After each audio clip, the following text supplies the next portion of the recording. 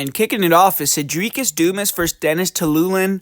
And this is a fight that was booked before it got canceled, and now they're going to get it in here. I think last time Dumas had some visa issues, but I guess he's got that all cleared. Now he's going to be able to go to the Middle East and get this job done. And before, I believe the fight was going to be in UAE or another Middle Eastern country as well. So it's going to be kind of the same deal.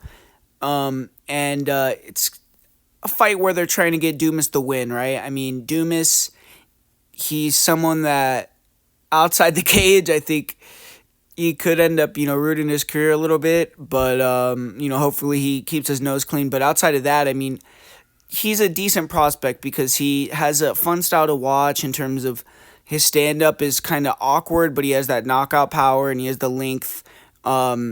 He's athletic, and then he's rounding out his grappling. So I think they see him as, maybe someone they could build a raw prospect. And Tiuliulin, 11-9, 3 losses in a row. They're always giving him very hard fights, and they're trying to kind of put him in a position where he's going to take the loss. But they know that he's going to go in there, fight hard, get a fun fight out of it, and he usually is a kill or be killed type of guy. But this one, I feel like it could go longer, and I like that angle on the fight in terms of a betting perspective more than anything else. The over, maybe Dumas by decision. I feel like the stand-up, it's going to be very low volume. Tiuliulin is going to be trying to come forward and pressure like he always does, but Dumas is long. He's going to be moving. I think he'll be landing some kicks and just being a little bit more active on the outside and avoiding the brawling from Tiuliulin. And when Tiuliulin gets on the inside, I think Dumas is going to body lock him, try to take him down.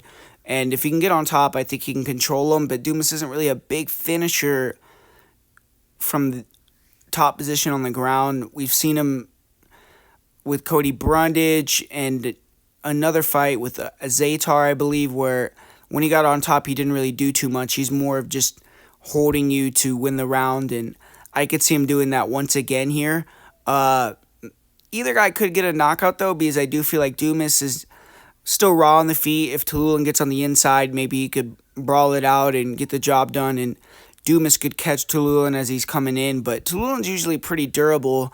Most of the time when he loses, it's via submission, and I feel like Dumas doesn't have that great submission threat. I do think a submission prop for Dumas isn't bad, though, because obviously he has long arms. I do think there's going to be some wrestling grappling in his game plan, and Tiuliulin has been submitted quite a few times, so maybe that's like a sneaky prop, but I do think it's going to go probably over, and I'm going to say Dumas wins via decision.